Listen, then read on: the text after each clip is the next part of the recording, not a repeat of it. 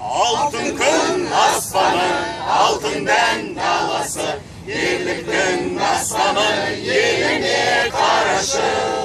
Ежелден ертеген даңқымыз шықты ғой, намысын бермеген қазағым мықты ғой.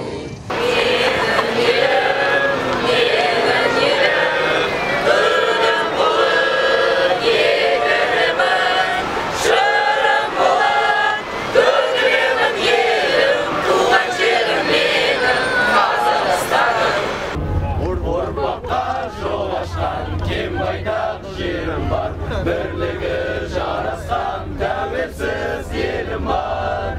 Қарсы алған уақыты мәңгілік досындай, біздің ел бақытты, біздің ел осындай.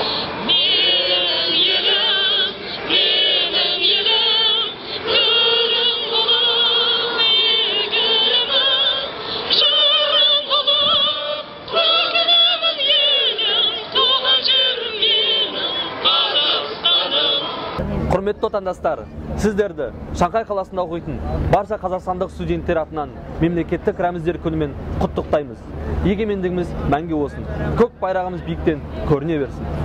Мемлекеттік рәміздер күнімен құттықтай отыра, баршаңызды президенттік болашақ стипендиясының 20 жылдық мерейтойымен құттықтаймыз. Болашақ бағдарламасы еліміздің үлкен жетістіктерінің бірі. Елбасымызға алғысымызды шын жүректен білдіреміз. Мерекелеріңіз құтты болсын. Сегодня мы, студенты Балашах, собрались в посольстве Республики Казахстан в Вашингтоне и празднуем вместе с нашим народом государственный праздник, День государственных символов. Желаем нашему народу процветания, стране дальнейшего развития. В год 20-летия программы «Балашах» хотелось бы высказать слова благодарности нашему президенту, который дал нам такую возможность получить образование за рубежом. Америк қазақ қоғамы сізді ұлттық рәміздер күнімен құттықтайды. Және біздер туымыздың қырандары болып, шетелге білім іздеуге ұшатын болсақ, еліміздің алтын күніне қайтатын болайық. Бәрімізден сәлем. Не мешает, абсолютно нет.